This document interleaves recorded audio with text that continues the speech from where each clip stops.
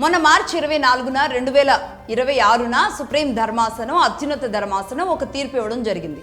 అదే ఆంధ్రప్రదేశ్ ప్రభుత్వానికి సపోర్ట్గా ఆంధ్రప్రదేశ్ హైకోర్టు ఇచ్చిన తీర్పు ఏదైతే ఉందో దాన్ని బలపరుస్తూ సుప్రీంకోర్టు ఇది సరైందే సమంజసమే అని దాన్ని బలపరుస్తూ సుప్రీంకోర్టు ఇచ్చిన తీర్పు.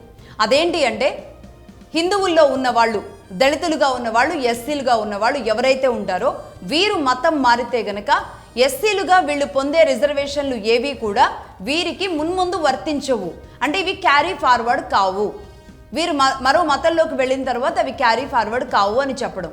అలాగే ఈ రిజర్వేషన్లు వాళ్ళకు ఉండవు, ఈ రిజర్వేషన్ల ద్వారా సంభవించే హక్కులు కూడా వాళ్ళకి ఉండవు. అలాగే ఎస్సీ ఎస్టీ అట్రాసిటీ లాంటివి ఏదైతే ఒక బలమైన అస్త్రం ఉందో అది కూడా వాళ్ళకి వర్తించదు అనేదాన్ని చాలా స్పష్టంగా అత్యున్నత ధర్మాసనం చెప్పడం జరిగింది. అయితే ఒక 6-7 రోజుల నుంచి దీని మీద పబ్లిక్ డొమైన్స్లో అలాగే సోషల్ మీడియాలో అనేక కొన్ని వివరణలు ఇస్తూ ఉన్నారు. అసలు ఈ రాజ్యాంగంలో దళితుల గురించి, ఎస్సీల గురించి ఏం చెప్పింది రాజ్యాంగం అనేది మనకి ముందుగా తెలియాలి. అసలు రాజ్యాంగం రూపొందించినప్పుడే ఇచ్చిన వీళ్ళ కోసం తయారు చేసిన అధికరణలు, ఆర్టికల్స్ ఏవైతే ఉన్నాయో అవి తెలియాలి.